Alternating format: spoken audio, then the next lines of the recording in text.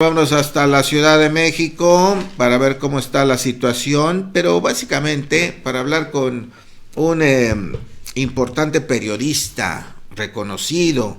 Vamos a hablar con Roberto Roch, un hombre que tiene una larga trayectoria y que nos va a compartir ideas, conceptos, temas justamente alrededor de este 4 de enero que fue el Día del Periodista, una profesión u oficio, él nos lo va a decir, que como que va en decadencia, depreciándose.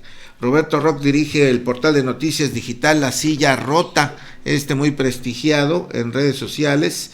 Ya desde hace 14 años fue director del periódico El Universal durante 16 años y ha sido columnista de Organización Editorial Mexicana, esta que tiene todos los soles en el país, que aquí tenemos en Morelos 1, y otros diarios. También es autor y coautor de varios libros y periodista por más de 40 años. Y sigue con los viejos principios de los cuales hoy esperaríamos abrevar, porque le digo, este oficio o profesión pues ya se está devaluando, está siendo ya poco reconocido, ya cualquiera puede ser periodista, y eso pues lo vamos a platicar con él. Don Roberto, ¿cómo está? Muy buenos días allá en la Ciudad de México. Evaristo Torres, mucho gusto saludarte, hasta allá, hasta Jujutla. Un Así gusto. es, para hablar de un tema que nos interesa a los periodistas, porque pues se ha dicho que es el contrapeso del gobierno, que es el cuarto poder, que defiende a la sociedad, y en los últimos años hemos visto una decadencia sobre esta situación. Pero bueno, antes de entrar en materia, cuéntenos por favor qué significa en este 4 de enero, Día del Periodista, ¿verdad? ¿Qué significa ser periodista? ¿Cuál es su alcance? ¿Cuál es su perfil?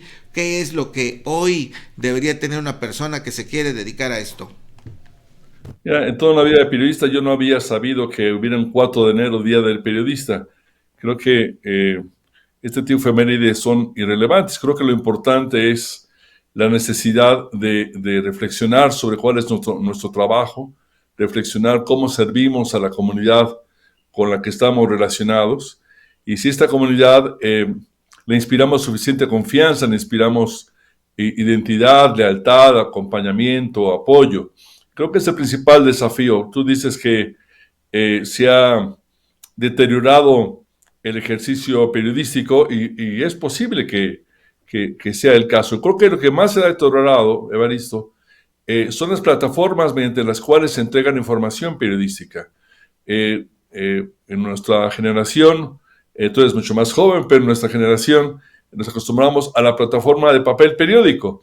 Desde hace más de 25 años entendimos que esa plataforma iba a entrar en un proceso de achicamiento, de tal vez incluso de extinción, no ha ocurrido hasta ahorita, en favor de la Internet o de la web, que le dio a los periodistas y a los ciudadanos un potencial enorme para difundir sus contenidos, para estar enterados, para interactuar. Tú dices que cualquiera puede ser ahora periodista, dependiendo de lo que entendamos por periodista. Si periodista es aquel profesional, aquel oficiante de un ejercicio mediante el cual se recaba información de manera sistemática, se jerarquiza esta información, se valida, se equilibra, se le da un contexto que le permita a la población, a la comunidad a la que servimos, entender la relevancia para su vida cotidiana y el rol que le pertenece como ciudadano en estas dinámicas informativas. Es el trabajo del periodista. Que algunos lo hagan bien y otros, quién sabe, es otro tema. Pero la web, las redes sociales ahora, muy potentes, le están dando la posibilidad a todo mundo de generar información. Desde mi punto de vista hay que distinguir de aquel ciudadano que en su derecho, y porque así funciona, está trabajando en la difusión de la información, de tal suerte que sí puede ser un difusor de información cualquier ciudadano, y es deseable que así sea. Lo que ya no existe es esa barrera que para alcanzar a cierto segmento de la población se necesita imprimir periódico, tener rotativas, tener una estación de radio, etcétera. cualquier ciudadano válido de una cuenta en Facebook o en TikTok ahora puede entregar información y eso es muy pertinente. Que esa información tenga el rigor, el contexto, la jerarquización que tiene producto del ejercicio periodístico es otro tema, Evaristo. Efectivamente, sobre eso me refería yo, que no hay ese contexto, ese rigor, ese cuidado de que lo que se publica pues tenga fundamento, sea verídico. Ese es justo el problema, quizá no tanto en la Ciudad de México como en estos lugares de provincia, donde nos encontramos pues mucha gente que se dedica a esto, pero no por esa labor social, don Roberto, sino más bien por una labor económica, remunerativa, de cobrarle a alguien este tipo de servicios. Yo creo que Cadena Sur Multimedios de Sejocutla hace una tarea muy importante que es reconocida dentro y fuera de Morelos.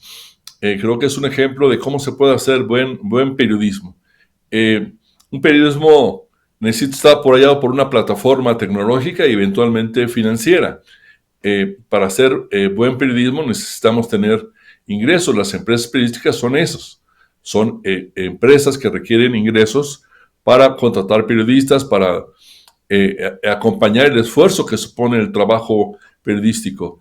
Quiero entender que tus reservas son sobre aquellas personas que se dicen periodistas o que alguna vez fueron periodistas, pero que se volvieron mercenarios de la pluma, digamos, que extorsionan, que difunden información falsa, etcétera. Desde mi punto de vista, en ese momento, dejaron de ser periodistas o nunca lo fueron.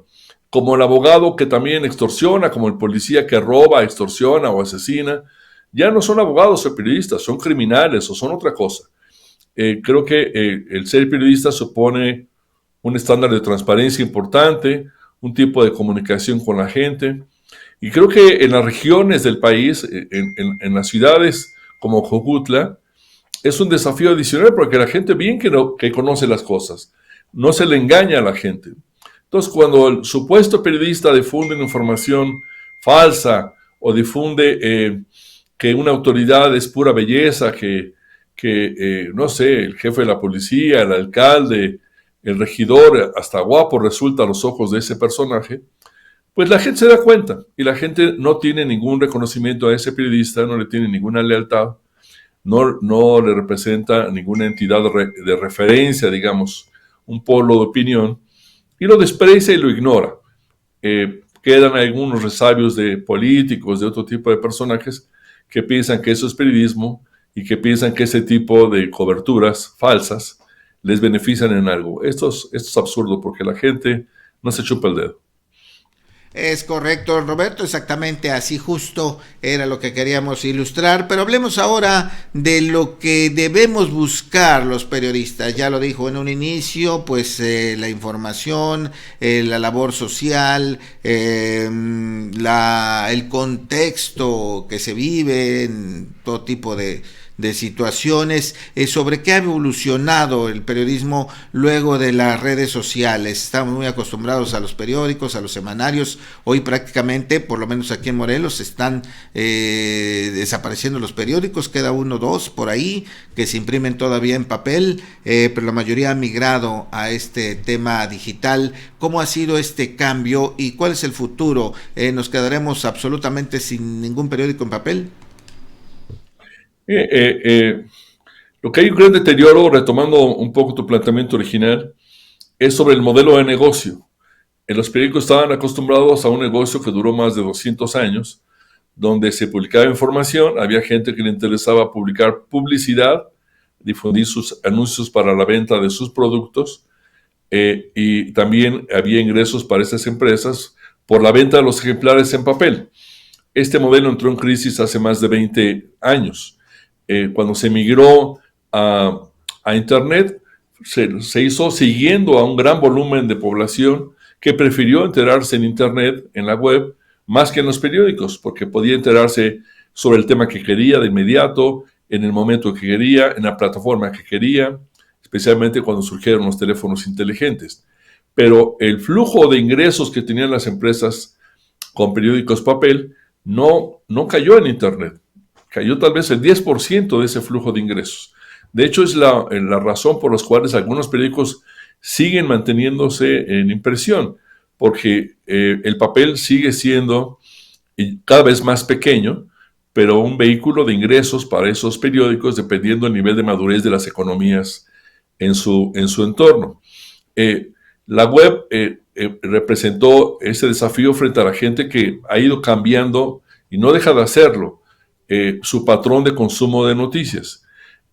Así como le pasó a los periódicos frente a la web, le está pasando a la web frente a las redes sociales.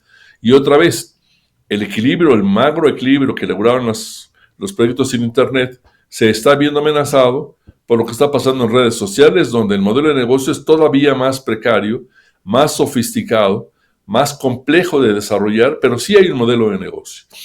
El futuro es impredecible porque la evolución de las redes sociales no le van a dar a la web los 20 años de gracia que le dio la web a los periódicos. El proceso está siendo mucho más acelerado frente a las redes actuales y las que surjan. Y ya tenemos en el horizonte a la inteligencia artificial, que, como ocurrió con la Internet en su momento, no es que vaya a transformar a la forma de informar, sino va a transformar toda nuestra vida. La forma de hacer negocios, la forma de cuidar nuestra salud, la forma de conseguir pareja, la forma de generar cualquier tipo de actividad en nuestro entorno. Internet no solamente transformó a los medios de información, transformó nuestra vida. Lo mismo va a pasar con la inteligencia artificial y va a pasar o está pasando muy rápidamente. Ahí sí no sabemos qué viene. Tendremos aquí en Generando Noticias a robots. Eso ya ocurre ahorita. Hay medios de comunicación en la Ciudad de México que todos los días generan cientos, tal vez miles de notas diarias a través de la inteligencia artificial, virtualmente sin la intervención de un ser humano. Hay medios de comunicación en la web que todo su contenido está generado por inteligencia artificial, 3 notas, imagínate tú, diarias, buscando el tráfico de Google, pero que hay 3 o 4 seres humanos supervisando el proceso. Cuando esto ocurra también en otros empleos, y está ocurriendo, con los meseros, con todo el tipo de empleo, digamos, rutinario, ¿no?, que sea sustituido por un robot, sea o no que tenga forma humanoide, nos daremos cuenta que nuestra vida se transformó absolutamente. ¿Qué va a pasar con la información? Es uno de los campos más inciertos. Yo creo que el tipo de contenidos que generan el buen periodismo seguirá siendo necesario y, si me apuras, indispensable. Lo estamos viendo frente a lo que está pasando en el país, en la política, la seguridad, en la economía, etc. La gente, como ocurrió en la pandemia, por ejemplo, frente a problemas de esta dimensión, busca fuentes de información confiables, sea en papel, sea en web, sea en redes sociales, sea de cualquier otra manera. Yo te diría, y perdón por extenderme, que el periodismo tiene muchos desafíos. Tiene un desafío de modelo de negocio, tiene un desafío tecnológico, tiene un desafío en su forma de operar frente a la inteligencia artificial, pero estoy convencido que su principal desafío es cómo se relaciona con la comunidad. Mientras nosotros tengamos de nuestro lado a la comunidad, un respaldo de la gente que nos siga y que conozcamos a esa comunidad, que la conozcamos a fondo, cuáles son sus gustos, pero también cuál es su correo electrónico, cuál es su teléfono, qué tipo de información consume. Ahí hay un modelo de negocio. Si no conocemos a nuestra comunidad, si no conocemos a nuestros usuarios, si nos tomamos demasiados tragos con el político, con el jefe de la policía o con otros personajes, vamos a desaparecer. No hay ninguna duda, por lo menos yo no abrigo ninguna duda en ese sentido. Ahora, de por sí el oficio periodístico pues es muy mal pagado, ¿no? Este reto que representa la inteligencia artificial todavía lo va a poner en una situación más precaria. Es posible que las cosas se pongan peor antes de ponerse mejor, creo yo, Evaristo, como ocurre muchas veces con la tecnología. La innovación tecnológica está matando cierto tipo de cierta forma de trabajar el periodismo, cierta forma de trabajar en cualquier cosa, en los restaurantes, en los hoteles, ¿no?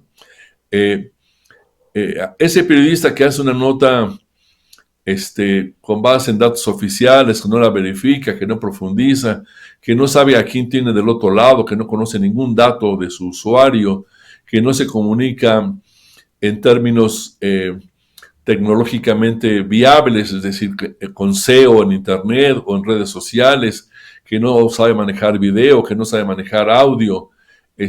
La crisis está generando nuevas posiciones para periodistas multimedia, nuevas posiciones para agentes de publicidad multimedia que conocen de tecnología, que conocen de otras plataformas de entrega de información. Y ese tipo de negocio, ese tipo de periodismo va a perdurar. Y será bien pagado, porque es donde va a estar radicado el ingreso de las empresas periodísticas. El tipo de periodismo que nos enseñaron a nosotros de escribe una nota de quién, cuándo, dónde, cómo, tú decides qué es noticia, qué no es noticia, tú decides qué es lo que la gente tiene que leer y no tiene que leer. Eso es lo que está en extinción. Ese tipo de periodismo es lo que está en extinción.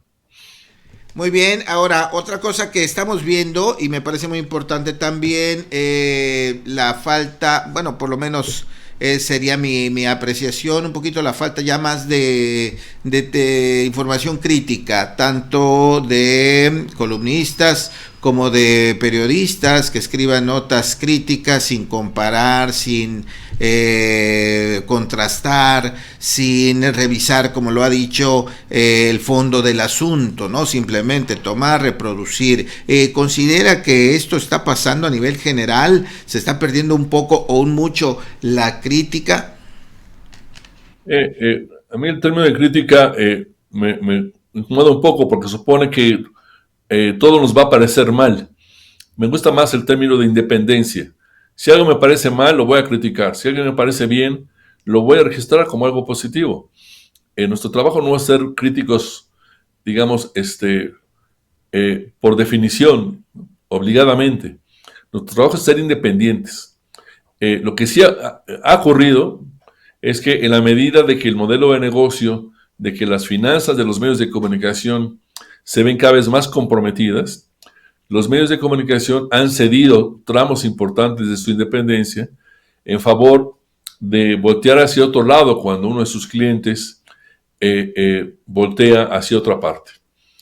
Si eso le está pasando, ahorita hay un debate en el periódico The Washington Post, uno de los periódicos más importantes del mundo, el periódico de referencia en la capital del imperio norteamericano, porque un cartonista criticó a los millonarios que aportaron dinero a la campaña de Donald Trump. Entre ellos, el dueño el Washington Post, que ocurre, que es el mismo propietario de Amazon. El editor de Washington Post decidió no publicar ese cartón. El cartonista renunció, pensando que estaba en su privilegio, en su libertad, renunciar frente a este tipo de censura, ¿no? Entonces abre varios enigmas, ¿no?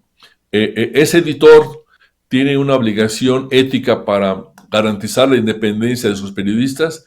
Desde luego, esa es su principal obligación ética. Ese editor tiene una obligación ética para mantener a flote una fuente de empleo de miles de personas o de miles de familias. Yo diría que también. Pero son temas frontera. Ese editor del Washington Post, reconocido mundialmente, debió no publicar ese cartón donde aparece el dueño de esa compañía. Es una decisión muy difícil. Uno podría decir desde lejos, debió haberla publicado. Jeff Bezos apoyó a Donald Trump. ¿Qué se puede esperar del Post si no manda señales de independencia? Pero es un tema complejo. Es un tema complejo que uno puede preguntarse, ok, publico este cartón, publico esta información, mañana me cancelan esta publicidad, que a lo mejor para mí es muy importante, o me amenazan, ¿no? O, en fin, qué sé yo, amenazan a mi familia. Entonces, la ética del miedo es muy importante en la vida y en los medios de comunicación. Hay que resistirla, hay que enfrentarla, pero ahí está, no hay ninguna duda. Un tema que nos deja pensando y también para revisar con colegas, para tener clara nuestra postura ante este tipo de situaciones. Roberto, antes de terminar, algunos valores que quienes nos dedicamos a esto no debemos perder de vista y para quienes se están interesando, se están incorporando, deben mantener, y también para la gente que sigue a quien hace periodismo, también que debe observar. Mira, me podría extender mucho. Yo estaría pensando que no son valores exclusivamente del periodismo, son valores sociales. A mí como ciudadano me interesa mantener una fuente de información como la de ustedes, que me sirve en mi vida cotidiana, que me permite entender cuál es, por qué me digo yo ciudadano. Un ciudadano es alguien que participa en sociedad. Este medio me permite participar en sociedad, me permite estar enterado, me permite interactuar con mi entorno familiar, profesional. Sí, entonces lo voy a seguir. Entonces lo voy a seguir y lo voy a apoyar. Si me pide una suscripción, a lo mejor me suscribo. El empresario que diga, oye, es que los violentos me están presionando, me están extorsionando, no puedo denunciar yo, pero alguien tiene que denunciarlo, denúncialo tú. Me importa mucho que denuncies también que me presiona la autoridad o que la autoridad me extorsiona de otra manera. Denúncialo. Ok, a ti te funciona que existe este tipo de periodismo independiente, apóyalo, anúnciate, paga tu publicidad ahí. Esto no es magia. Si no inviertes en publicidad en los medios independientes, ¿por qué supones que los medios independientes van a existir indefinidamente? Y el periodismo busca este tipo de alianzas legítimas con la sociedad, sirviendo a la sociedad, con los empresarios que hacen su trabajo o que hacen un bien también a la sociedad. Tú acabas de publicar una nota que habla sobre la feria en Jojutla, que por cierto la foto es muy bonita.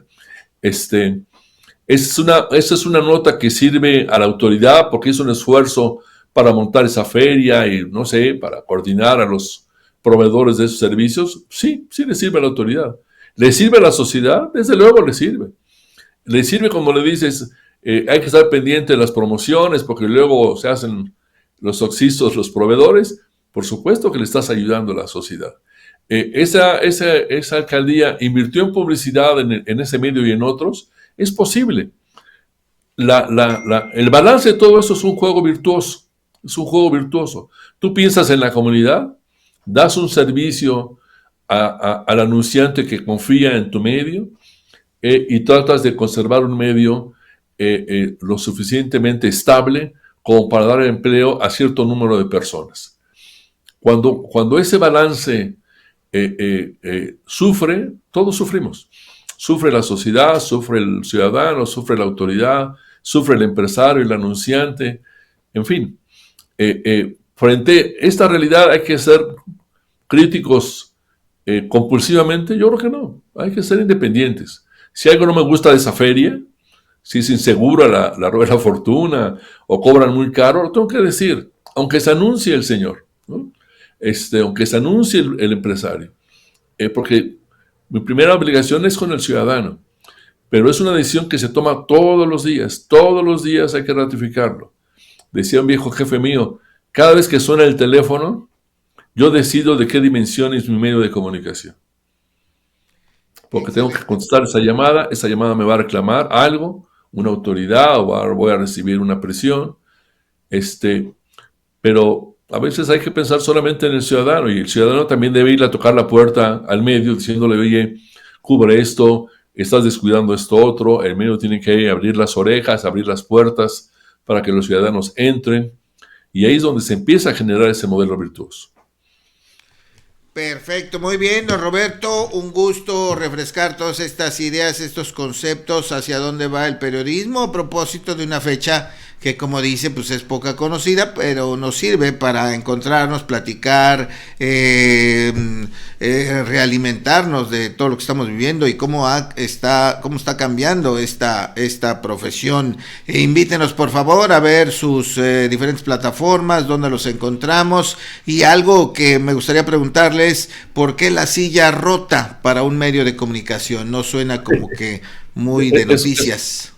Eso es un tema que tiene que ver con nuestra política, más bien. Es un sitio fundamentalmente político, aunque busca servir a todo tipo de público, pero apela a una obra de teatro donde antes de la revolución los personajes emblemáticos se pelean por estar en la silla presidencial, que eso representa la silla rota. Entonces el cura, el cacique, el militar, el empresario, el líder obrero corrupto, todos quieren estar en esa silla. Y en alguna época se pusieron de acuerdo y se fueron rotando en esa silla, prestando oídos a los demás. En algún momento se pelean por la silla, todo el mundo se trepa a esa silla, narra esa obra de teatro, todo el mundo se trepa, la revientan, la rompen, y viene la revolución, viene la guerra entre hermanos. Mientras nos podamos poner de acuerdo, mientras podamos tener una visión plural, escuchemos al otro, ¿no? Haya tolerancia de las ideas de los demás, este país, esta sociedad y las sillas se mantendrán bien. Cuando nos peleamos todos contra todos, cuando el clima de polarización prevalece, las sillas empiezan a romperse y nos vamos a ver hermanos como enemigos. Que hoy estamos lamentablemente en esa, muy maltratada que tenemos la silla, caray. Pues muchas gracias por esta conversación a la distancia, don Roberto Roch. Nos encantó platicar con usted, ojalá lo sigamos haciendo sobre estos temas que interesan a la sociedad. El objetivo final justo del periodismo es la sociedad, así es que siempre será tema, siempre será necesario, siempre será útil platicar de todo esto. Muchas gracias. Felicitaciones, Evaristo, mucho gusto. Hasta pronto, excelente semana. Igualmente.